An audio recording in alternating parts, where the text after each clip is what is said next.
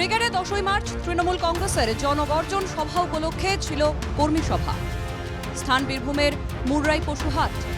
আর সেখানেই মুররাই 1 নম্বর ব্লকের ডুমুরগ্রাম অঞ্চল কমিটির যুগ্ম আহ্বায়ক হিসেবে কাজী আশরাফুল ইসলাম ওরফে নবাবের নাম ঘোষণা করা হয়।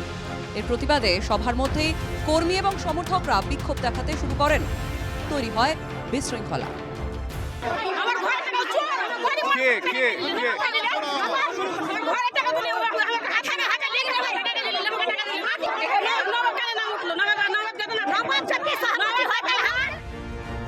দলীয় কর্মী ও সমর্থকদের শান্ত করতে মাইক হাতে আসরে নামেন তৃণমূল কংগ্রেসের বীরভূম জেলা সহ সভাপতি প্রদীপ ভট্টাচার্য।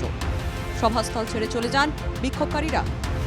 বিক্ষোভ অস্বীকার করেছেন সভায় উপস্থিত মন্ত্রী চন্দ্রনাথ সিনহা। সামনে ভোট, সবাই রেডি হয়ে আছে, তবে ভোটের রেজাল্ট আমরা বিপুল ভোটে জিতব, সেইটা ওরা এখনই রেজাল্টটা চাইছে। তাই ওরা অতি উৎসাহে এটা নেই। নবাব ফবাব আমাদের দলের কোনো নেতা, ব্যক্তিগত নেতা বলে কেউ নেই। দল সমষ্টিগত, আমরা সবাই কর্মী। এক কর্মীর কিছু ভুল থাকলে অন্য কর্মীরা সেটা সংশোধন করে। বীরভূমের নেতৃত্ব নিয়ে বারবার মতপার্থক্য ধরা পড়েছে তৃণমূল কংগ্রেসে।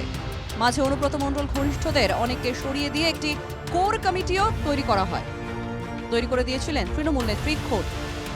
এমনকি এই নয়া নেতৃত্বের মাথায় বসানো হয়েছিল অনুব্রত বিরোধী বলে পরিচিত কাজল শেখকেও।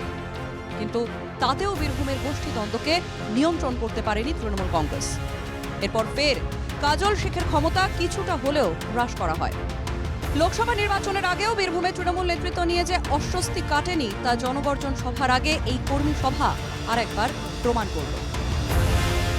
বীরভূম থেকে অঞ্জনদের রিপোর্ট, এনকেটিভি বাংলা।